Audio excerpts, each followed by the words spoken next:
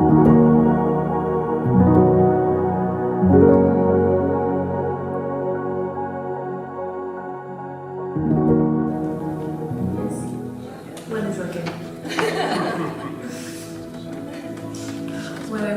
felt like the Lord was reminding me of, as we're going into the body section, I'm gonna nerd out on you, or this is my job, it's like body trauma stuff, so it's super exciting to me.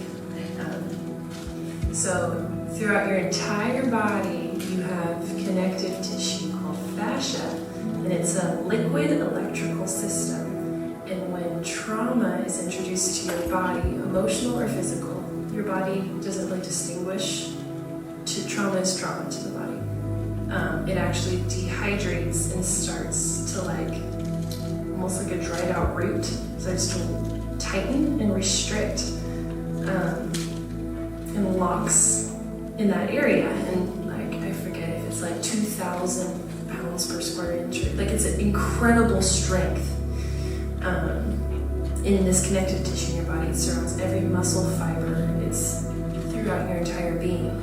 And grief, suppressed grief, your body basically responds to it similarly in the same way as it would trauma. So it starts to constrict the body. So someone who's locked down, I'm sure you've come across it. If you're not one of those people, you've met someone. They just are a wall of a person, and so literally your body will start to constrict and restrain you as it's holding in this grief.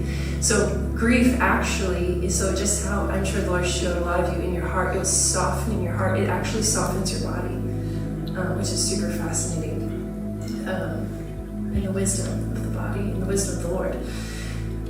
That being said, your body is amazing, and it is a gift, and that is something that is a huge block for a lot of people, because most people, especially in the West, your body, we're beating it into submission, we're cursing our body, oh, my stupid back, my stupid knee, my stupid stretch marks.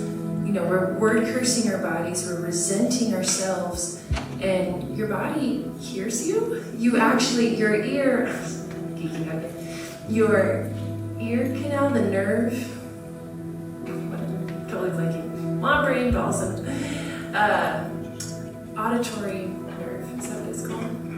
Connected to every single organ in your body, minus one. I think it's your spleen or pancreas. There's one random organ that is not connected to your ear. But why is that? Because your body's listening. Your body is taking in sound. It receives sound and it holds information. You have cellular memory in your body. It keeps record. It's wild. And so,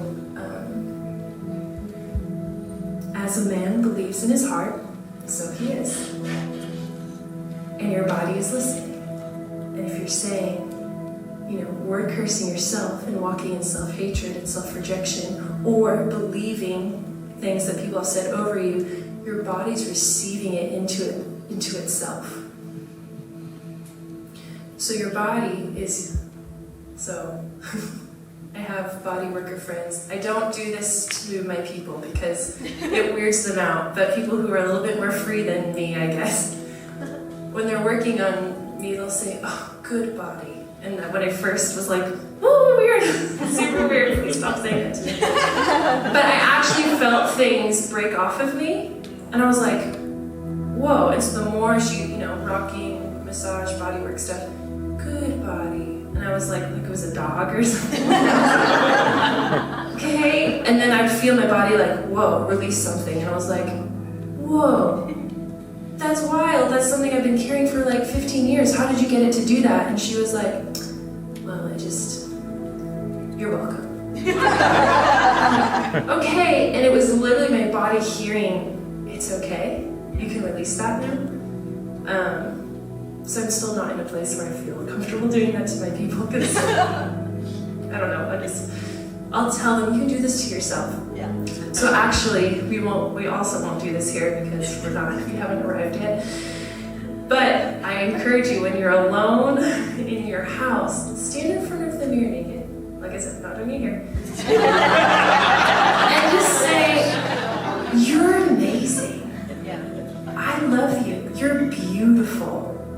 Thank you, body. You have always been there for me. You've always been there. No one besides the Lord has been with me more consistently than you. If you think about it, right? Your body's incredible. And your body holds everything for you. It is the wisdom and the kindness of the Lord that, so your soul and your spirit and your body, they interface with each other. And I think, just we say like 80% of your soul is manifesting in your body. 95%? 6 times a minute. Oh, yes. So your body and your soul, they're checking in with each other multiple times a minute, recalibrating. Okay, how are we doing? What are we doing? Your body's manifesting what's going on in your soul. So they have found upwards, some people say it's 85%, some people say 95%. It's very high. All dis-ease and disorder in the body is emotionally or spiritually rooted. Not 100%. I'm sure there's a few times where there's exceptions. But they're finding, science is finding, and saying, whoa, they might be onto something. What the Bible has been saying for thousands of years, they're finally saying, maybe there's something to this. Super wild. I think it's amazing. And it makes me actually appreciate my body more, not resent it. Because it's in the mercy of God, just in the same way, hey, whoa, red flag, I'm having this weird, like, my emotions are flagging to me. Something's awry. Something's going on. Oh, it's the invitation for me to say, okay, God, let's search this out together. Ding, ding, ding, something's up. In the same way, pain is just communication. Pain in itself, maybe I need to sit with this more. Pain is just a message. Hey, let's look at this. Something's going on here. Like, what's going on here? And so what we love to do is say, where's the leaf? Shut up, body. I got stuff to do. Totally guilty. I used to pop 6 in the morning and 6 at night. Every day for a very long time. And what did I get? Stomach ulcers and a slew of other things. I didn't know at the time what I was doing. But I was just saying, my body's telling me this and I don't want to hear it. Really, it was my soul saying this and I didn't want to hear it.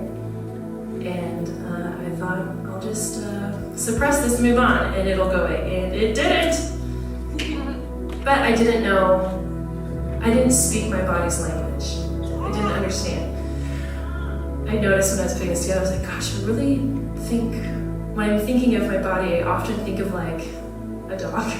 And I don't know why. I think just we have a black lab puppy and she's so cute. And I just almost like always wants to be there for you and is always, hi, always revealing to you what's going on.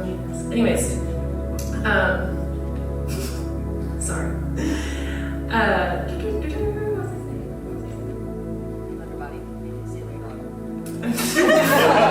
Before that. Bodies, yes. I forget why I was connecting that to a dog. You guys, yeah. Amen. Post lunch. So, anyways, body is always communicating to you what's going on. Just how, that's what it was. So when we're training our dog right now, kind of, when we have time, if I try to tell her, hey, knock that off, stop eating my socks, she's gonna say, I don't know what you're saying to me, human. I'm gonna keep eating these socks. Or I'm like, you literally peed on my bed sheets. I'm so angry, I could swat you for that. And this and that, and she's gonna be really confused. Is learning how to speak their language. And okay, how does a dog think? How do I communicate? So instead of being like, you need to get on my level, dog, she's never going to get on my level. You need to speak their language. And even like with horse training, I've done lots of horse training, and like horses are very delicate, flighty, like you have to earn their trust, you have to speak their language. Your body's the same way. That's where I was going with it. And even the Father is the same way. He doesn't speak, his ways are higher. Your body, its ways are different. You have to learn how to speak its language. And pain is a primary language, unfortunately. But you can lean into pain and allow the Lord to bring revelation to it. Yes. That's what I was trying to say. So, there is the verse that says, my people die for lack of knowledge. And what we were talking about earlier is that word knowledge is yada, which means intimate knowledge with the Lord. My people die because they don't know me. And they're not entering to that place. Okay, I feel like I'm having a physical heart issue. What's going on with that, Lord? What is that rooted in? Oh, hard-heartedness, hardened arteries, whatever it is, whatever the Lord brings to illumination. And then the obedience, well, Jesus, how do we deal with this? My people die from the lack of knowing him. They don't say that. All of this is prefaced. There's no condemnation in the kingdom, and there's no shame. I think what a lot of people think, oh, I have this issue, now you're going to think less of me. No, we're all in process. I have a chronic back issue I've had for my whole life. And we're sorting through it day by day, and there's more and more layers. And that's just part of the journey. But my body's manifesting this thing that's partly generational, partly my own stuff. And that's okay. And we're in process, and I'm enjoying the process with the Lord as we get our healing. So, as we're being transformed by the renewing of our mind, our body will actually follow, which is super, super cool. And it's super exciting. So, while we're in process, something that I think is stuck out. I had never read this verse before. It's in Proverbs 26, and it says, "The curse causeless shall not come." And I was reading it, it was referenced in one of my favorite healing books. So the ministry that to date has had the most successful healing ministry success rate in all the history that we know of is Henry Wright, and his book is A More Excellent Way. I highly recommend you read it if you have chronic body stuff, because he talks about the spiritual and emotional roots of disease. And what's so empowering is to know that there's a root to everything. It's not to shame anyone or expose anyone. Like, that's totally not the Lord's heart. It's empowering. Now we know. Now we know. So the Lord, that there's stuff in Scripture that leads us into truth and leads us into freedom. So when they're like, okay, there's something that's not lining up with me walking in the full likeness of Jesus. Something is wrong. I believe it's possible, it is true, but it's not manifesting yet in my life. You don't have to be hopeless in that, oh man, I guess the Bible was wrong. Or, oh man, I guess I'm just not holy enough, or whatever. No, you totally have full access to the Lord, full access to wisdom and all of that. And we get to, in the simple obedience, say, Jesus, how do we get breakthrough in this? So, yes? What was that guy's name? Henry Wright. A More Excellent Way. It's on your resource, on that resource page. Oh, is that? Yeah, there's lots of great books in there. Another great book that I don't think is on the list is The Body Keeps the Score, which is the title itself. It's so true! Your body keeps record. Such a good friend. Good record keeper. So Proverbs 17:22 says, "A joyful, cheerful heart brings healing to both body and soul. But the one whose heart is crushed struggles with sickness and depression." Proverbs 14:30 says, "A calm, peaceful, and tranquil heart is life and health to the body, but passion and envy are a rottenness to the bones." And they've even found that a broken spirit the other verse, a broken spirit dries up the bones, they found is directly correlated to immune disorders, a suppressed immune system, and osteoporosis. Henry Wright has studied, thousands of cases. And so inside your bones, the marrow is where your immune system is kind of, where all of that is coming from, those types of cells. So it's just fascinating that your body's responding to the spirit, the human spirit. Your body is reflecting what's going on in the spirit.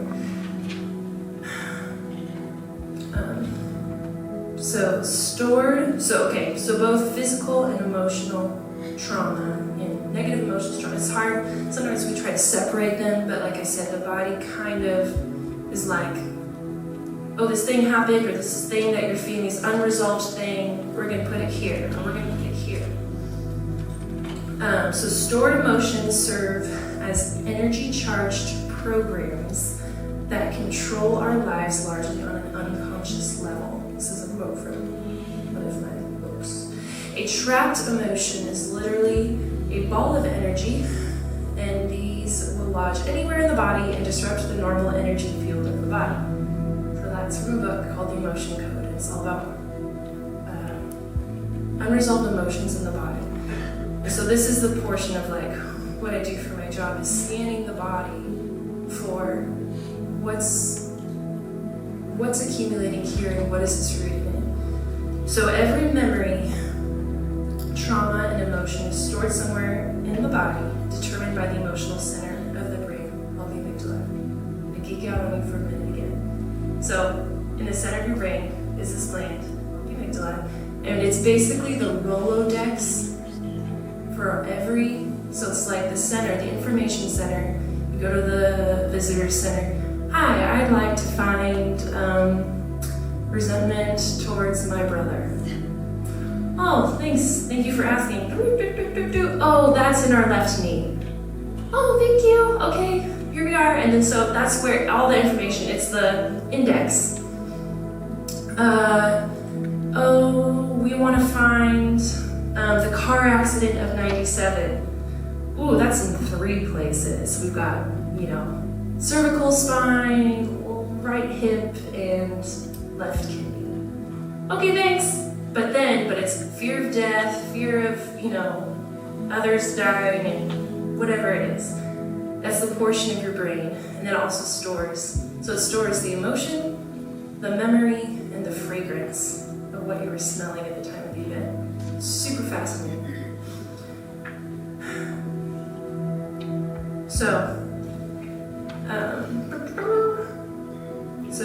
In the amygdala. So different organs resonate. Sorry if are you guys tracking with me?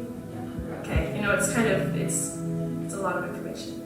So different organs also resonate at different frequency ranges. So the human body, like we're electrical beings, and we all resonate at a different frequency. It's not weird. It's not new age. It's just how the Lord made it.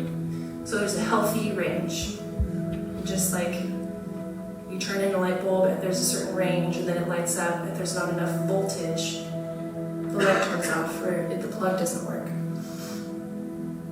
Different organs they're in harmony. They resonate at different frequency ranges, but so does every human emotion. So you can have different affinities for different emotions in different regions of the body. So the classic liver, bitterness, resentment, frustration, a lot of the gallbladder liver has to do with those types of emotions. And so that holds in your body for you because it has to go somewhere. It's just like grief, you're holding it in your body. And your body's kind is like, whenever you're ready to deal with this, we've got it for you. We're ready. Oh, you have more to give us. Okay, we're holding it for you. Oh, that's a lot. Okay, yeah, we've got space. And your body is amazing with the capacity. The Lord knew that life, you shall have trouble, but take heart. we would come across a lot of stuff, and he knows we wouldn't be able to process it perfectly every time. Though that's the invitation in our inheritance, to walk in perfect union with him. But we're human and we're in process and we don't. And so the body has this massive capacity to hold pain for us and to hold hurt for us and deep unresolved emotions.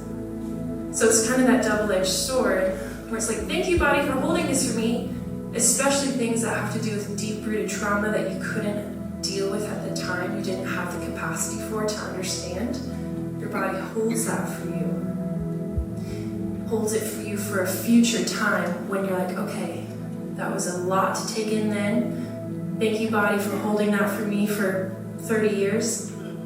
It's time to deal with this now. Thank you for just having that sense of gratitude towards your body actually is healing in itself. So, every wound delivers a lie, whether it's physical, emotional, spiritual, whatever it is. There's always a lie attached to it. And when we believe that lie, we take it into our body, our chemistry, our body chemistry will physically change.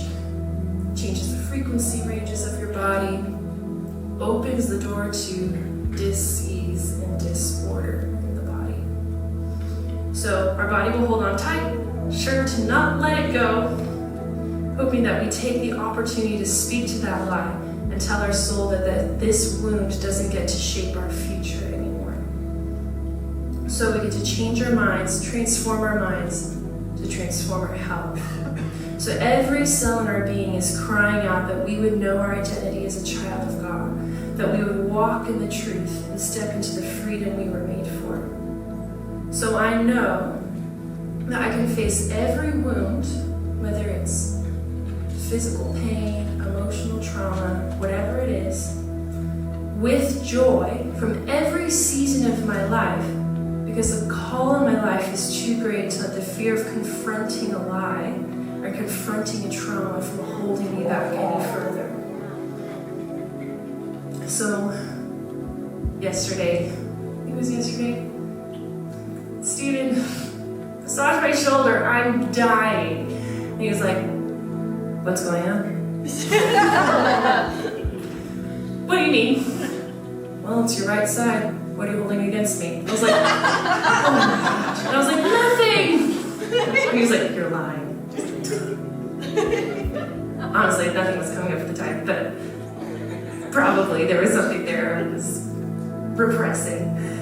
But what do you know? We actually had a great conversation and my shoulder feels better. It's so funny to me, the more you get acquainted with the interaction between spirit, soul, and body, and you'll start to walk, and you're like, whoa, I'm this living, breathing, moving, like I'm actually more alive, and my soul is more alive than I even realized. And everything I'm doing and interfacing with heaven and with the earth, like it's all manifesting in me at all times, and this is actually really, really cool.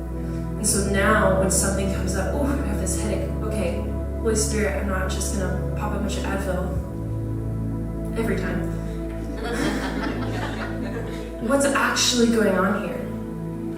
And he's so quick to answer. And when he doesn't give you the direct answer, that's okay, you press it anyways. Because it's more about knowing him than it is, okay, getting the quick answer, the quick healing.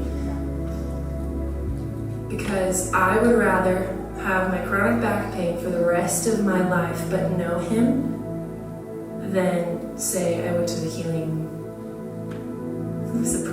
a healing conference thing and got my back healed and never knew him.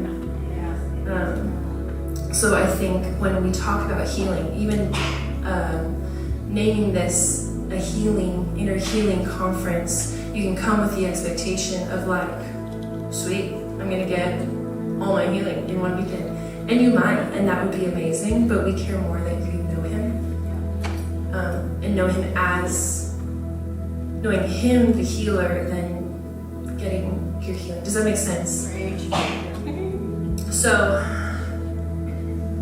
another one, I don't know why I felt like,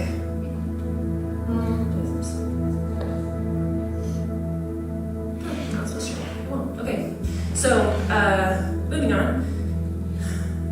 So the other day, Jess and I and Hannah, we all went on an encounter together. It was more of like, hey, we have free babysitting right now. What are we going to do for the next 3 hours? Let's go to the Lord together. That sounds amazing, because especially as moms, like, whenever do you have that? Never. So we took advantage of the time, and we all kind of came to the same time, like, hey, what'd you get? And me and Jess got literally the same thing. The Lord showed it in a different way, but the words were exactly the same. And he said, let pain pass through you. And what he had shown me was, because he was talking about physical pain in my body, but he showed me his hands, and there was holes in his hands. And he said, look, I let the pain pass through me. Let the pain pass through you. I said, ooh, that sounds really cool. How do I do that? Am I doing it? Oh, my hip still hurts. Am I doing it yet? Like trying really hard. And I felt like, so, disclaimer, I haven't figured it out yet. This was just the other day. But I felt like it was still something to be shared, because it's something that you can seek the Lord on as well. And it is a strategy, and I feel like we will start to begin to walk in it more. Just how we can, like, I've had things happen where wild assault, like words being said to me, accusation, and I just felt it like, couldn't even touch me. I was like, I love you. Yeah. I'm like, whoa, how did I do that? That was amazing. But in the same way, pain, when pain comes, so when like disease and like the spirit of sickness or whatever, and it's like, couldn't even touch it. I let it pass through me. So he was even showing me like the way he walked through walls. He passed through the wall and the wall passed through him. He was like, you can do the same thing with pain. I was like, oh, okay, but not walking through walls yet. But I feel like there's a piece there. And what he was, and I don't know if this is for, I don't think it's just for me, but at one point he put his hands over my eyes so I could see through his eyes, or through his hands, holes in his hands, yeah, thank you. And it'd be like, garden, desert. Garden, desert. And I was like, okay, I feel like this is strategy as well. And he was like, it is. What does it mean? And he was like, just come back to this place where you're looking through the lens of pain passing through you. Okay. So, I don't have an answer for that. That's, Arthur Burke would call it an unbaked potato. But I feel like that is a key and a strategy for at least a few people in here that could be really helpful. Yes? So during that time, God did tell you those words, garden, desert. Yes, so he just put his hands over my eyes and I would see it like transform. So as part of it, I know it's a lens that I need to shift about myself. But then there's something about rest, entering his rest and letting pain pass through and not taking it into my body to hold. Or resist it, yeah. So even in childbirth, where my mom's at, then this will be harder for you to understand. But I'm sure everyone has experienced physical pain, but labor is a different type of pain. There's no way for me to explain it to you. But there's, in the Bradley method, they talk about going limp, fully rested, letting a wave of contraction wash over you, like head, from one end of your body to the other, and you just submit. You're not submitting into pain, but you're letting it wash over you and pass through you. And when I was learning about that before I had a baby, I was like, that's weird. When you're having a baby and you're trying that, it's actually a struggle. Like the verse that says, strive to enter his rest. I understand. You're like, I'm resting. But there was a moment in my birth, in my labor, my daughter's birth, that I actually figured it out for a second. I figured it out. I got out of my head, released yielded my body to the Lord in pain, let it wash over me. I had no pain, and I went into an instant encounter with Jesus walking towards me as like living light. It was super amazing. I was like, whoa, this is what they're talking about. And so I experienced it for a moment, and then the nurse came and started yanking on my monitor thing, and it was instantly back in level 10 pain, and I was like, oh. Cuss her out. I'm like, gee, I don't know what she's talking about. So I have a glimpse of like what it means to let pain pass through you and fully engage with and experience no pain. So I have a glimmer that I'm like, okay, no, it's possible. I've done it, and then you told me, so I can remember again. It is a thing. So I feel like that is for someone as a strategy. It's for everyone. We can all let pain pass through. But anyways. So the last thing that I have no scripture for. So if you don't want to receive it, that's fine. I won't be offended. But something that I've learned in just some of the work that I've done is bringing people on an encounter with their pain body. And that sounds weird, I understand that. But you have a physical body, you have an emotional body, you have an electric body, you have different, yes, there's different layers to you. You're a human being, so there's multiple elements of you inside of you. And your pain body is the portion of your soul, spirit, I don't know, that holds pain for you. It's the portion of you that holds pain. As far as I know, in my experience with this, is a lot of trial and error and walking people through inner healing. And so this is something, if you want to engage in, I would encourage you to, and I'll lead you, whoever wants to, through that as part of it. But if you're like, I don't know if there's a chapter and verse on that, totally get it, it's fine. But I will say,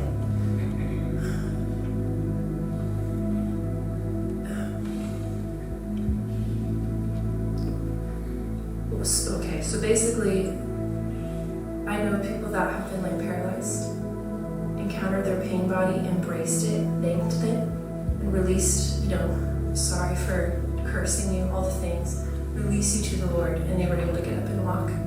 So I know there's something really helpful about it, and even I've done it for myself, and it's something about engaging. We engage with the Lord primarily, but there's something about engaging with your body as well as a being, that an intelligent being that is a gift the Lord has given you that you can interact with, that will take you to another level with the Lord.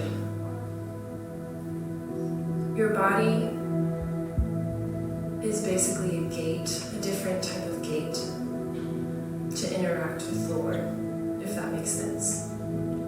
Does that make sense? Okay. I know a lot of people are like, whoa, this is getting weird.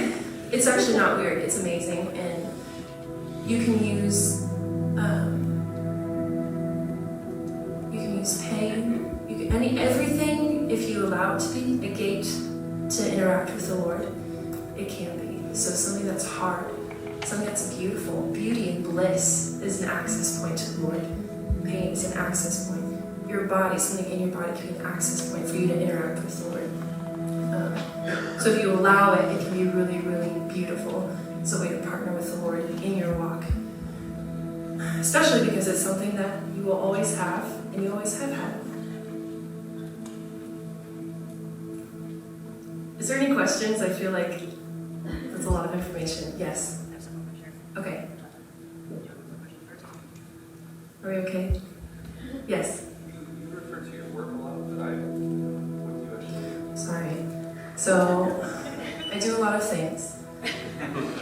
I'm a craniosacral therapist, a somato-emotional release therapist, which means releasing emotions from the body. Soma, body. Is that like law? No. If you love raw thing, I forgive you, but it's different. It's much more gentle. It's basically, honestly, it's what I'm going to lead you guys through corporately, is what I would do on an individual. What's going on here? being drawn to a portion of the body. And I'm really feeling like the Holy Spirit is highlighting this part of your body. And then we go on an encounter. That's what it is, the most simple way. But also massage, body work. Sorry, I realize not everyone knows me. Sorry.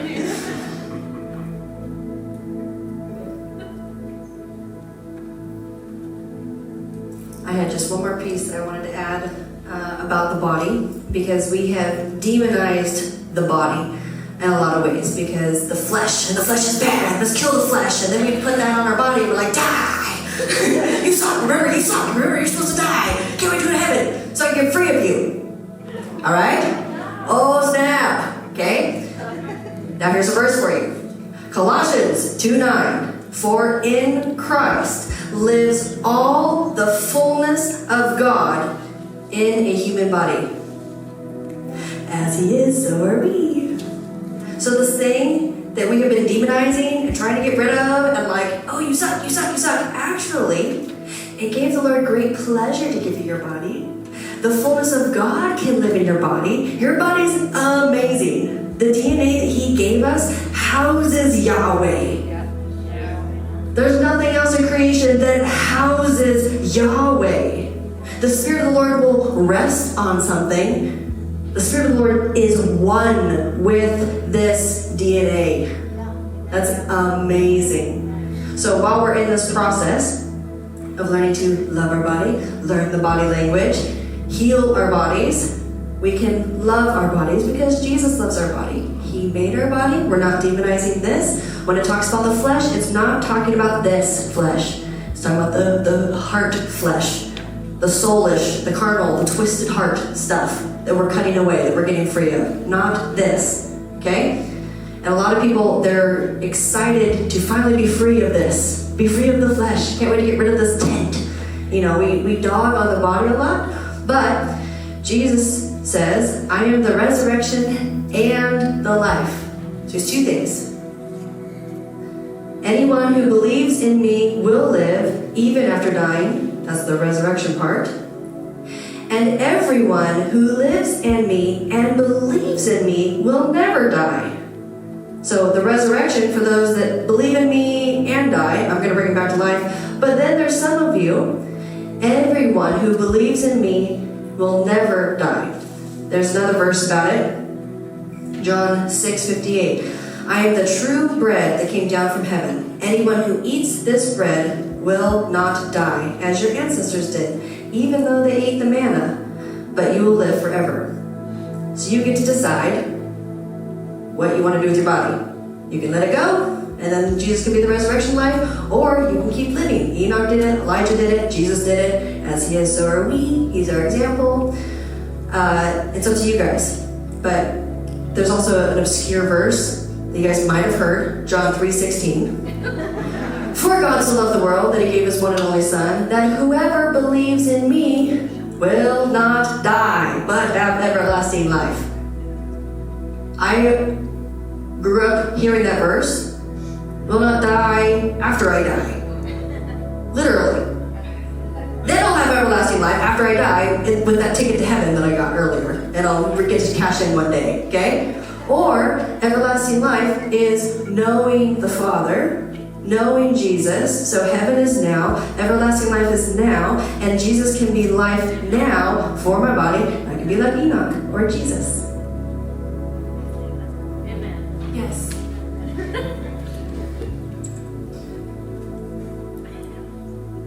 Amazing.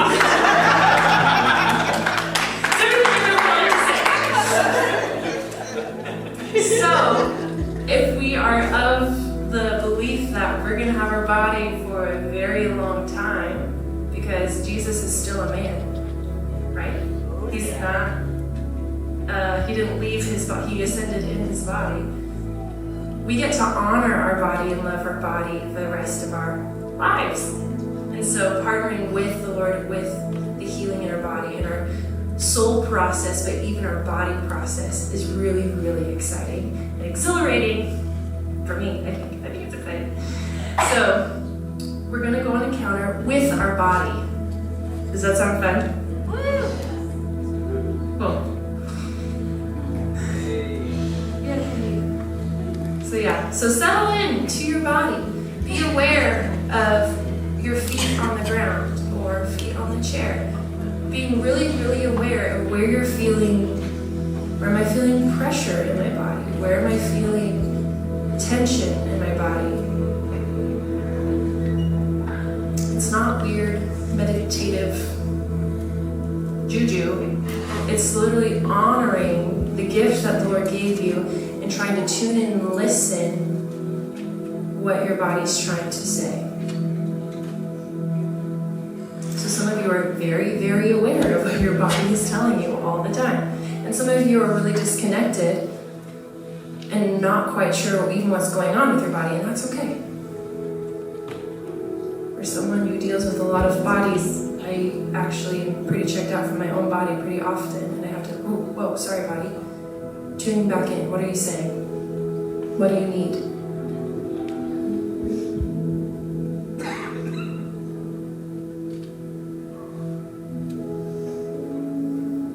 So once you feel settled into your body, comfy, ask the Lord to show you your pain body.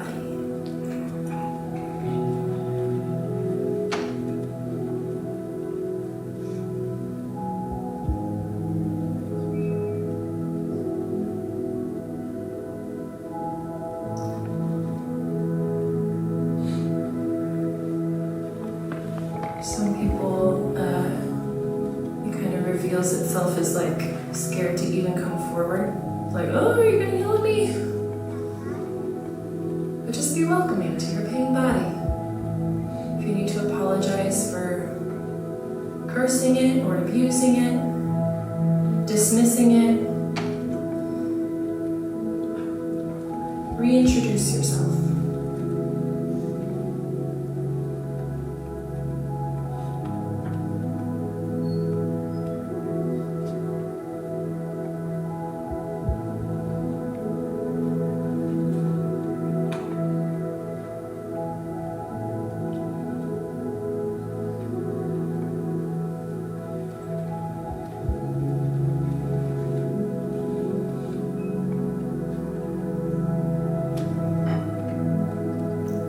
Maybe ask, what's going on with you?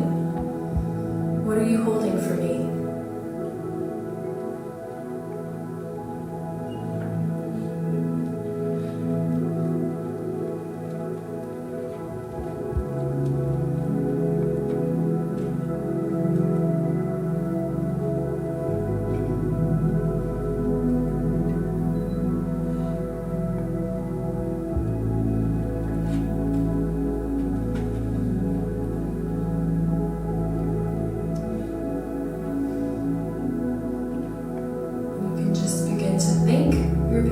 Thank you for holding that for me.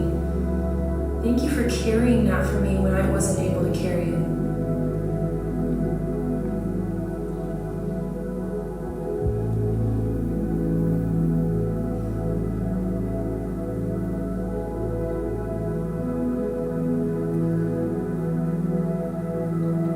You can give it a hug.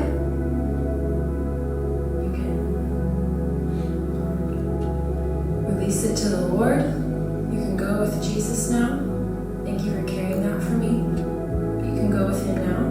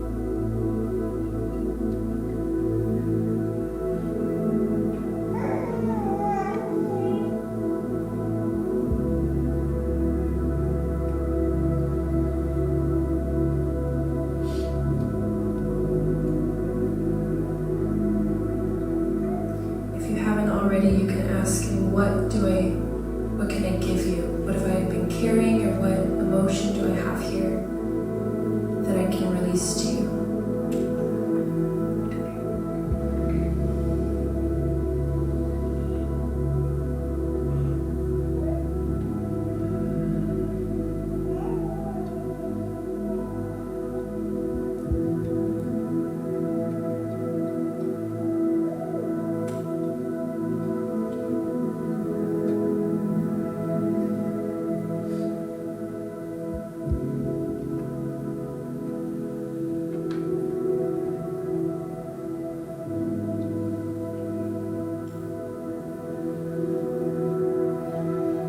Once you've been partnered with that thing, ask him for the truth. What would he like to give you in return?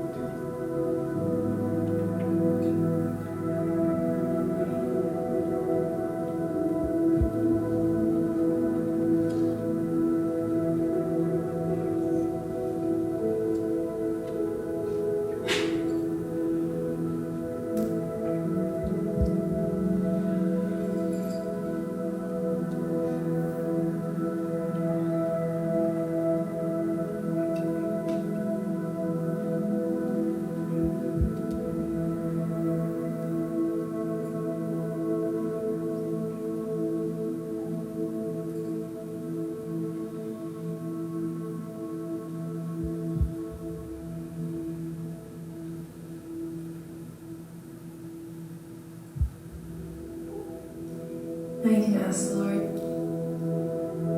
what do you think about my body? How do you feel about it?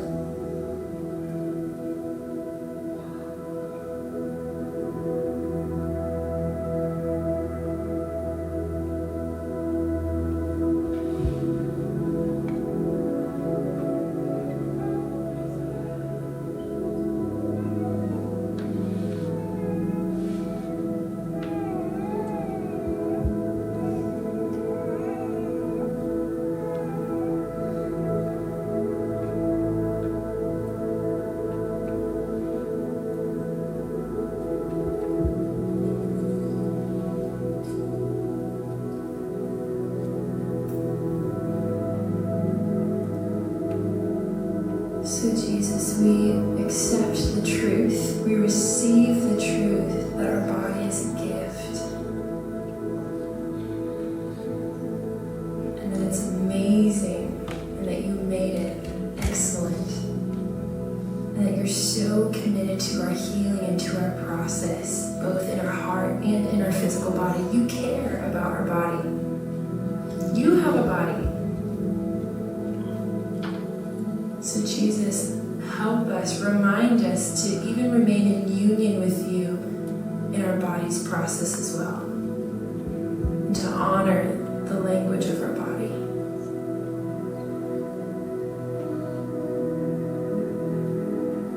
Amen. So that's a tool for you guys. Keep in your pocket to invite you into communion with the Lord, but also as things come up in your body, oh, I'm really feeling this is coming out of nowhere, or this is a chronic thing that I've dealt with for years, using that as an access point to ask the Lord and to commune with the Lord and get revelation and get strategies to get free. As your heart becomes more free, your body will follow. And that's so exciting.